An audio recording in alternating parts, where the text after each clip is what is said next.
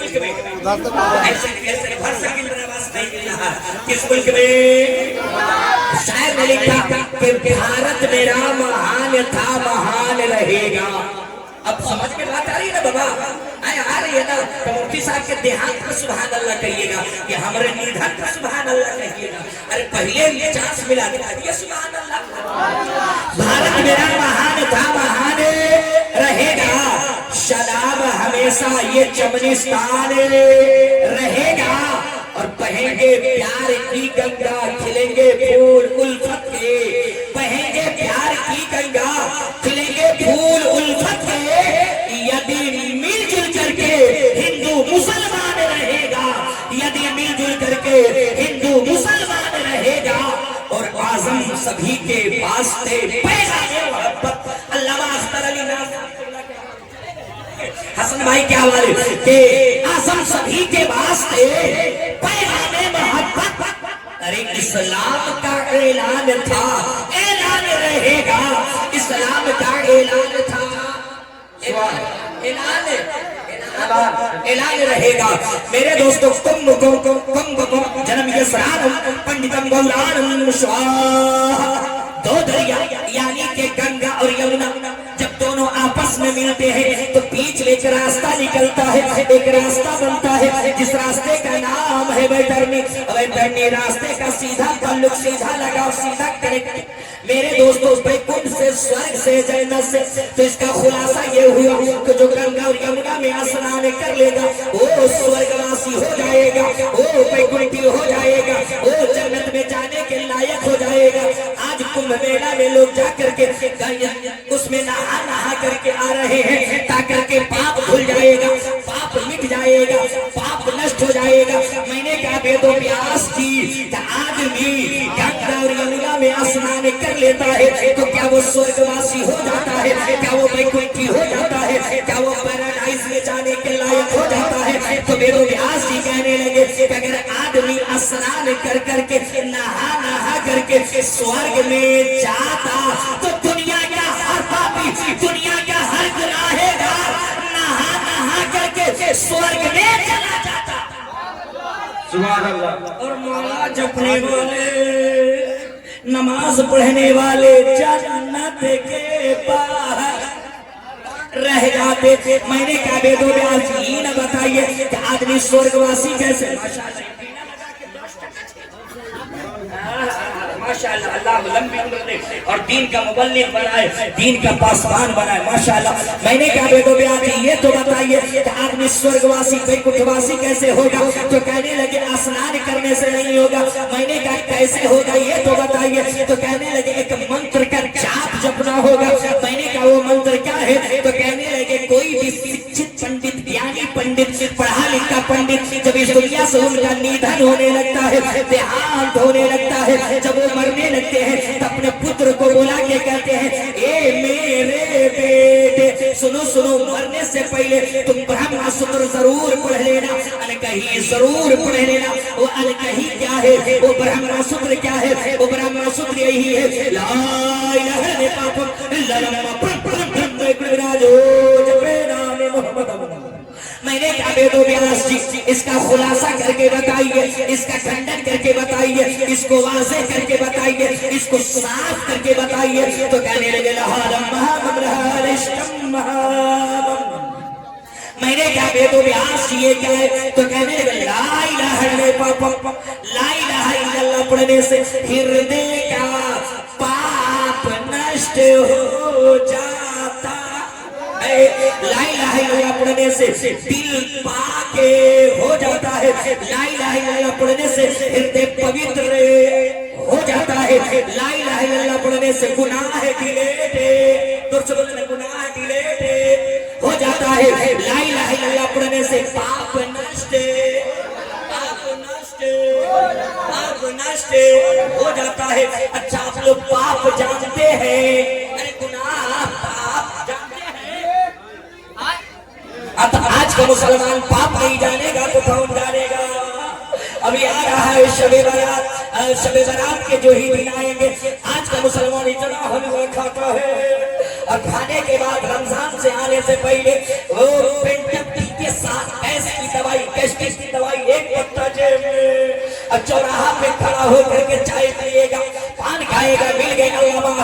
सईदुल्लाह साहब बात क्या खाता है, रमजान का महीना चल रहा है, तो आज के बुढ़ऊ तक चलो का हजरो गैस्ट्रिक की बीमारी हो गई है, इसीलिए रोजा नहीं रह रहे हैं। काक तो भला आदमी के तरह चुपचाप घर में छुप के खाओ। आज के हमारे मुसलमानों की ये हालत हो गई है। आज का मुसलमान रमजान के महीना में रोजा भी रखता है, और वो रोजा जो रोजा नहीं रहता है, इफ्तार में सबसे पहले खजूर और छुहारा मुंह में वही लगाता है, अब फोटो खिंचवाएगा, सेल्फी खिंचवाएगा, अब फेसबुक पे डालेगा। रोजा एक दिन का भी नहीं, मगर सेल्फी डेली लेंगे, इफ्तार डेली देंगे, है ना मेरे दोस्तों। तो आज का मुसलमान बात नहीं जानेगा, गुनाह नहीं जानेगा तो कौन जानेगा। आज का मुसलमान तरावी भी पढ़ता है, फजर की नमाज आज के चच्चा लोग पढ़ेंगे, और पढ़ने के बाद कांटा पे फावड़ा को लाद लेते हैं और लेकर के चले जाएंगे खेत में, और अपने पड़ोसी के पगडंडी को जनेर को इतना छाटते हैं कोदाल से, इतना काटते हैं कि जिलेबी की तरह सीधा कर देते हैं। तो आज के चच्चा लोग, आज का मुसलमान बाप नहीं जानेगा तो कौन जानेगा। ये तो चच्चा लोग है, मगर आज का नौजवान कब नहीं बिगड़ा है।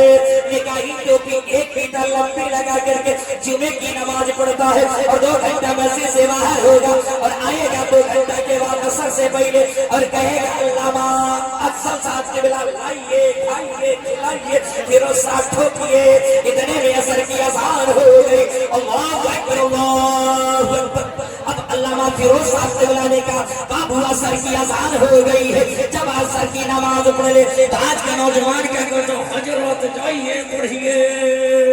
इमाम साहब सईदुल्लाह साहब अख्तर साहब ने कहा कुछ नहीं, चल भला आदमी की तरह वजू करके चल असर की नमाज पढ़। तो आज का नौजवान क्या कहता, हजरत अभी आप हमको समझ नहीं कोए कि हम कौन है। अल्लामा अख्तर साहब सईदुल्लाह साहब ने कहा पूरा इलाका जिला जवार समझ लिया है, और तुमको नहीं समझूंगा, चल भला आदमी की तरह वजू कर, वजू करके चल असर की नमाज पढ़ो।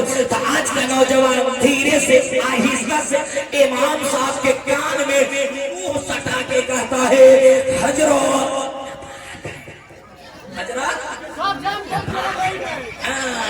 हंस के चेहरे को मत डालिए मेरे दोस्त, मेरे पैगंबर मेरे मुस्तफा इरशाद फरमाते हैं अत्तहारतु निस्फुल ईमान, अरे पाकी जो है आधा ईमान है। मुसलमानों को हमेशा पाक रहना चाहिए, क्या रहना चाहिए, मगर आज का नौजवान पत्ते नहीं चल पाता है, कहीं पहन के सिलवाता है कि सिलवा के घुसा है, इतना फिटिंग पहनता है, रोड के किनारे खड़ा हो जाएगा, कान के नीचे मोबाइल को दाबेगा, मारेगा चैन, बस दबदल चालू, निस्फी बोर्ड चालू।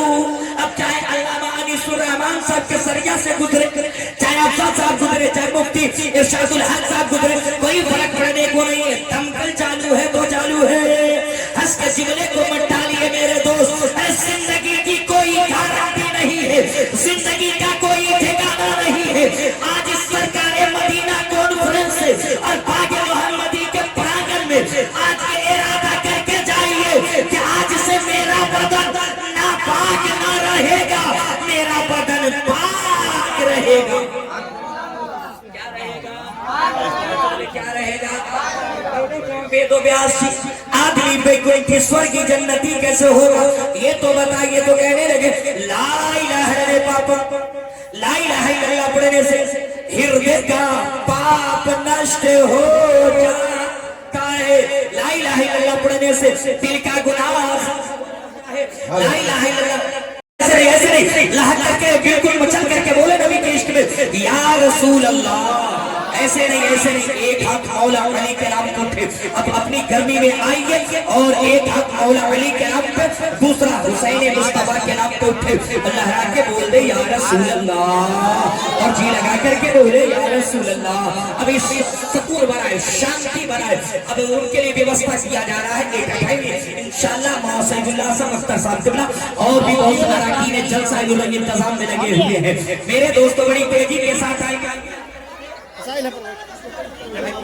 कहाँ तक हम लोग इस भागदौड़ में हो गई, हंगामा आ रही, आप लोग उनको करने दीजिए। यहाँ तो जलसा में बैठने वालों से ज्यादा रज़ाकार लोग, हाँ अल्लाह खैर करे, अल्लाह की पनाह जी।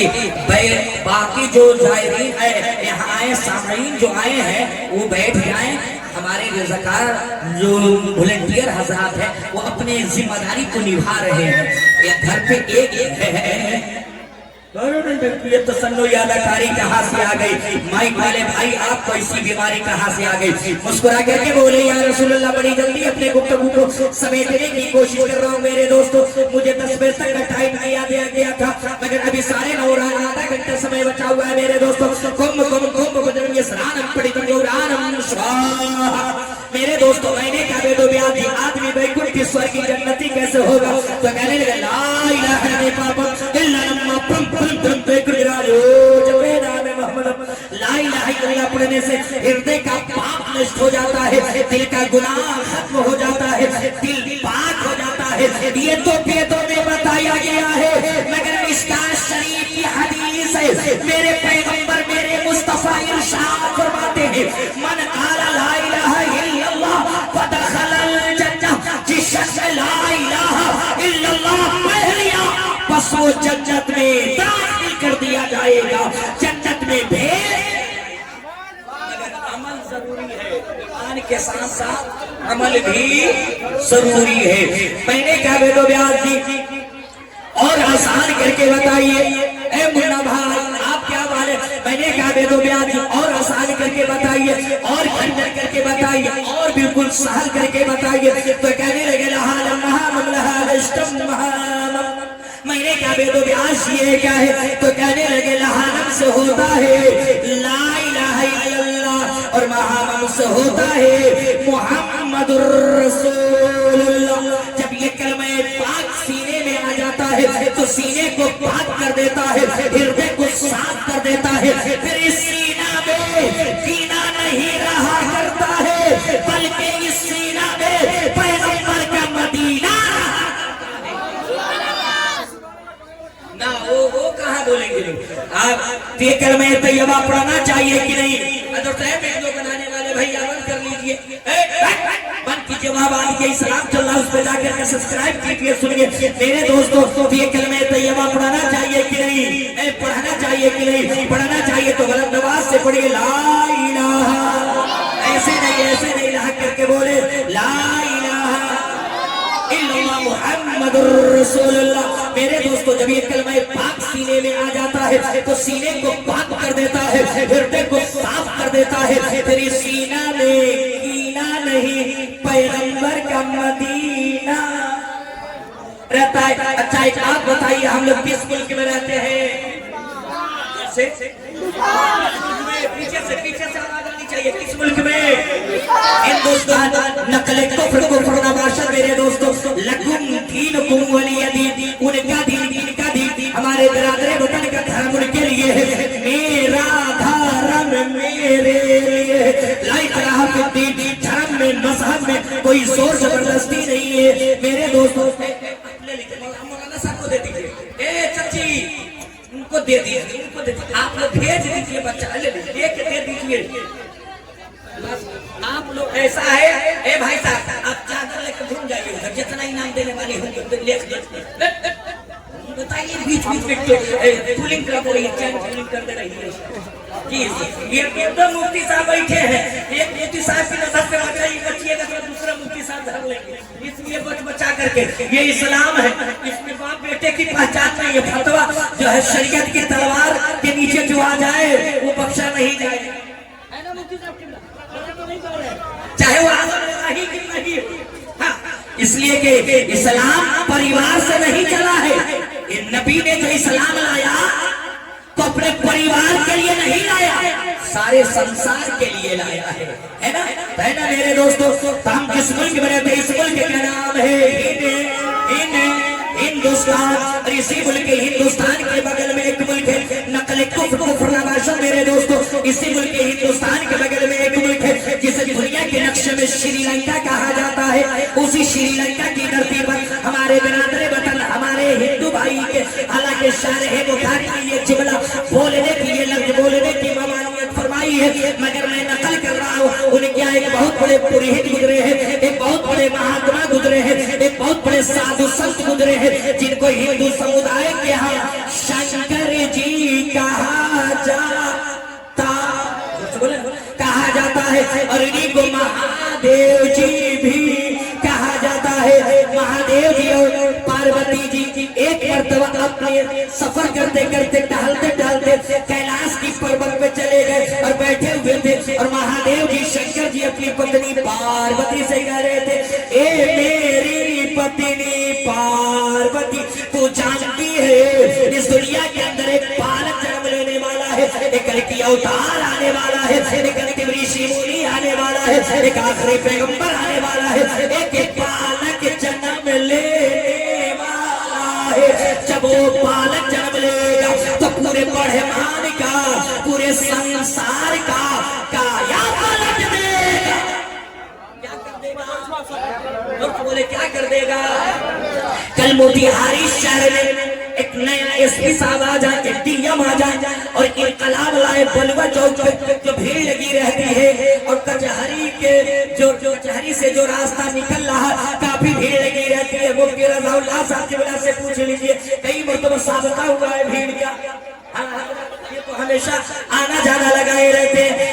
और एसपी जो ही आया पूरे शहर के अंदर शांति लाया, अमन लाया, चैन लाया, भीड़ को हटा करके मुसाफिरों को चलने के लिए रास्ता उपलब्ध कर दिया सही तरीके से। तो आप कहिएगा इतना करिए एसपी कहाँ का होगा?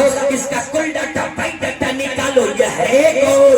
वैसे ही पार्वती बोल उठी, ए महादेव जी जो इतना शक्तिशाली, इतना पावरफुल जो बच्चा आने वाला है उसका नाम क्या होगा? वो कौन से गांव में आएगा?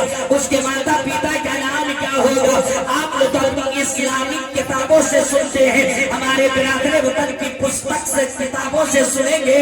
अरे भाई सुनेंगे, जोर से बोले न सुनेंगे तो माँ बाप की मोहब्बत में मचल के बोले सुभान अल्लाह, पीछे वाले भी बोल दे सुभान अल्लाह।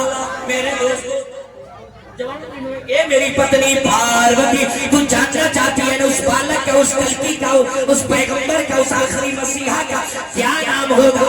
तो लो सुन लो, उनका नाम होगा ओ तारम मोहम्मद इंदर मित्रम। और जिस गांव में आएंगे, जिस शहर में आएंगे, उस शहर का नाम होगा शंबलग्राम। दादा का परास्ती युग युग महा संतोषम महा प्रथम महा बलवतम महा। नबी की मोहब्बत में बोले सुभान अल्लाह। ये नौजवान जो खड़े हैं आप लोग चुप रहिए, ये नौजवान बोले सुभान अल्लाह। आप माइक जो लिए हैं वो भी चुप रहे, सिर्फ ये मोहल्ला बोले सुभान अल्लाह। अब ये मोहल्ला जरा सा नबी की मोहब्बत में बोले। अभी आप 60% पे हैं, जरा सा और एक और चांस देता हूँ, पीछे से लेके आगे तक नबी की मोहब्बत में बोले सुभान अल्लाह। अब ये मोहल्ला खामोश है, अब ये हसनी मोहल्ला बोल दे सुभान अल्लाह। एक रंग में रंग करके आशिक़े हुसैन बन करके बोल दे सुभान अल्लाह। मेरे दोस्तों जवाब मेरा, ए मेरी पत्नी पार्वती, तू जानना चाहती है उस बालक का नाम क्या होगा? उस कल्की का नाम क्या होगा? लो सुन लो, उनका नाम होगा ओ तारक मोहम्मद इंदर मित्रम। मैंने कहा ये क्या है? तो कहने लगे ओ तारक मोहम्मद, ओ तारक मोहम्मद, ओ तारक मोहम्मद, ओ तारक मोहम्मद। जो अवतार आने वाला है, जो कल्की आने वाला है, जो बालक जन्म लेने वाला है, जो पैगंबर आने वाला है, जो बच्चा जन्म लेने वाला है, उसका नाम होगा ओ तारक मोहम्मद, ओ तारक मोहम्मद, ओ तारक मोहम्मद। उस अवतार का नाम, उस बालक का नाम, उस कल्की का नाम होगा ओ तारक मोहम्मद। उस अवतार का नाम मोहम्मद होगा। इंदरम मित्रम, इंदरम मित्रम, इंदरम मित्रम, इंदरम मित्रम। वो रब के मित्र होंगे, वो रब के दोस्त होंगे, वो रब के प्रेमी होंगे, वो रब के करीबी होंगे, वो रब के चहीते होंगे, वो रब के करीबी होंगे, प्रेमी होंगे। ये तो वेदों में बताया गया है, मगर उसी आखिरी पैगंबर को अपने यहाँ हबीबुल्लाह रसूलुल्लाह। क्या कहा गया है? मोहम्मद रसूलुल्लाह कहा गया है। मेरे दोस्तों आप और सोचते चलिए, आप इतना डर करके मत बोलिए। हम ख्वाजा के हिंदुस्तान में रहते हैं। किसके हिंदुस्तान में? दोस्तों बोले किसके हिंदुस्तान में? हम मेरे दोस्तों हम ख्वाजा के हिंदुस्तान में रहते हैं।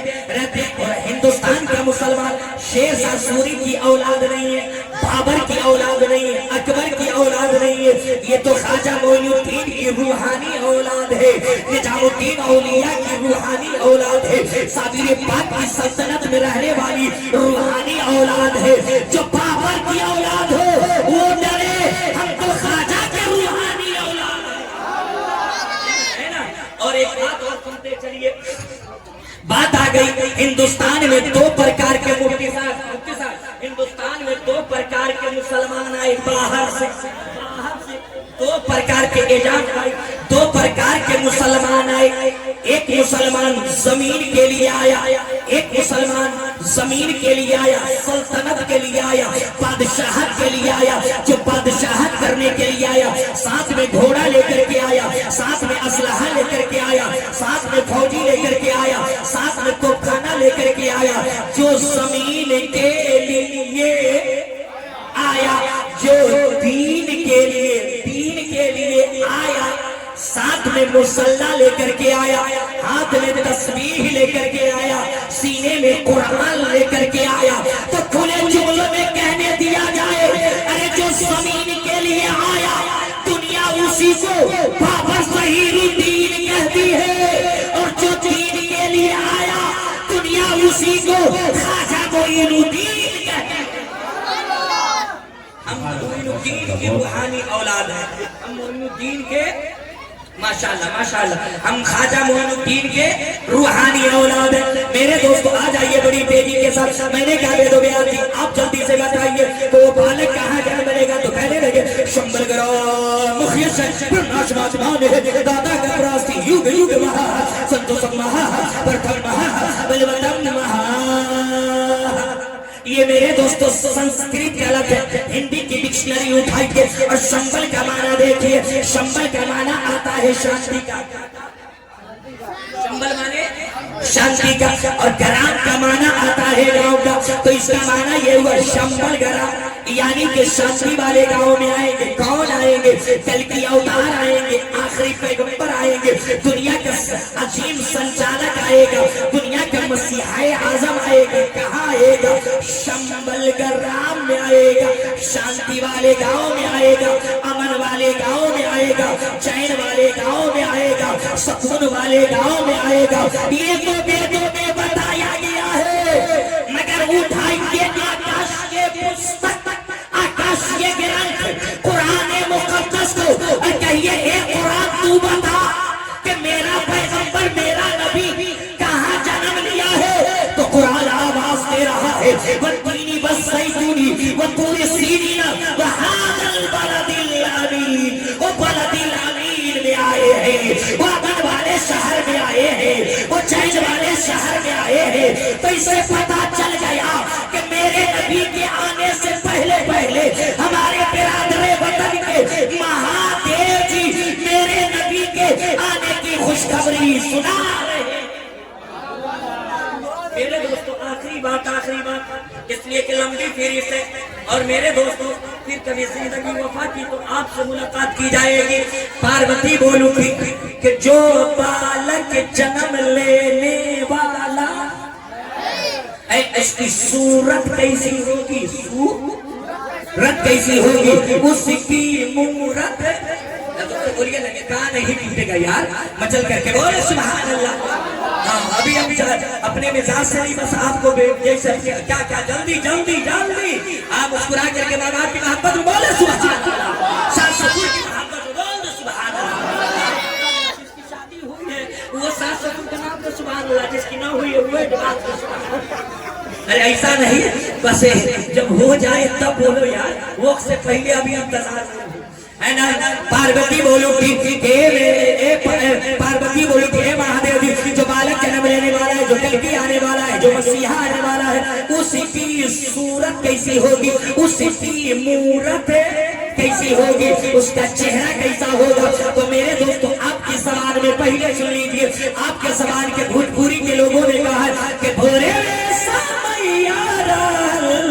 अरे दिनवा सोमवार हो, अरे मक्का पैदा भइले, मक्का पैदा भइले, अरे मदीनी सरकार हो, अरे मक्का पैदा भइले, अरे मदीनी तो बोले मदीनी सरकार हो, और प्यारे नबी के रहे, अरे ऐसन व्यवहार हो, अरे प्यारे नबी के रहे, अरे ऐसन व्यवहार हो, अरे कलमा पढ़ते जिनका, कलमा पढ़ते जिनका, अरे सारा संसार हो, अरे कलमा पढ़ते जिनका, अरे सारा संसार हो, अरे कलमा पढ़ते। इंशाअल्लाह फिर कभी जिंदगी वफा करेगी तो इंशाअल्लाह आपसे मुलाकात की जाएगी। जो कुछ आपने सुना याद रखे न रखे कोई फर्क पड़ने को नहीं है। ये बात मेरा बात करके ये जुमला मेरा लेकर के जाइए, आधी रोटी खाइए मगर अपने लाल को पढ़ाइए।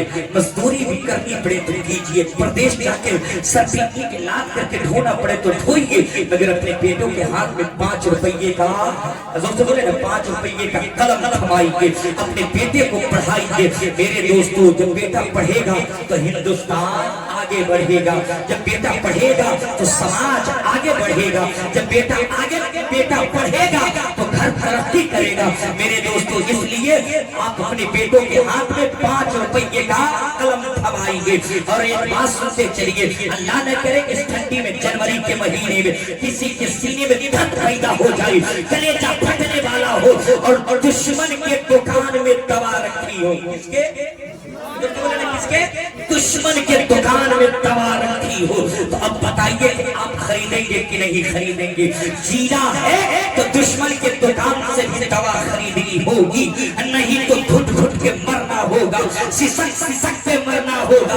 तो आज आप अपने बेटे को इतना पढ़ाइए कि आपका बेटा समाज की जरूरत बन जाए, आपका बेटा कौम की जरूरत बन जाए, आपका बेटा हिंदुस्तान की जरूरत बन जाए। तो आपका दुश्मन भी कहेगा वो मेरा मुखालिफ जरूर है, मगर उसका बेटा समाज की जरूरत बन गया है, कौम की जरूरत बन गया है। और जूते की नोक से नहीं मारा जाएगा, सर का ताज बना के लेके पढ़ेगा तब ना, तो बोले ना पढ़ेगा तब ना। इस पढ़ाई के लिए आपके इलाके में बाग मोहम्मदी ये इदारा, खूबसूरत इदारा, नबी का घर है मेरे दोस्तों, जिसके सदर आला अल्लामा सईदुल्लाह साहब क़िबला सदरुल मदरसिन हजरत अख्तर अली खान साहब क़िबला है मेरे दोस्तों। आज जब भी ये लोग अपने मदरसे के लिए आवाज दे, अपने दामनों को कुशादा रखिए और कहिए मौलाना सईदुल्लाह आपने 1 ईंट मांगी है, हम आपको 10 ईंट देंगे, मगर तालीम जारी रहनी चाहिए। जिस कौम को मिटाना हो, जिस मुल्क को मिटाना हो, वहाँ के लोगों को जाहिल बना दिया जाए, गंवार बना दिया जाए, वो आबादियाँ खुद बेकार हो जाया करती है, नकारा हो जाया करती है। इसलिए मेरे दोस्तों बाग मोहम्मदी के कांधा से कांधा मिला के चलिए और इस इदारे को आगे बढ़ाइए। जब ये मदरसा आगे बढ़ेगा तो इलाका भी आगे बढ़ेगा। दुनिया कहेगी हर घर में एक उम्दा इदारा चल रहा है, हमें सहयोग करने की जरूरत है, जाने की जरूरत है। तो मौलाना सईदुल्लाह साहब ने बिल्कुल भूख दी है, अब आपको जरूरत है उनके कांधा से कांधा, कदम से कदम मिला करके उनका सहयोग करना है। तो आप लोग करेंगे भाई, बोले ना करेंगे। तो जब भी वो आवाज दे इस चीज की जरूरत है तो कहिएगा मौलाना सईदुल्लाह साहब मेरा घर बाद में बनेगा, पहले रसूलुल्लाह का घर तो बनाइए।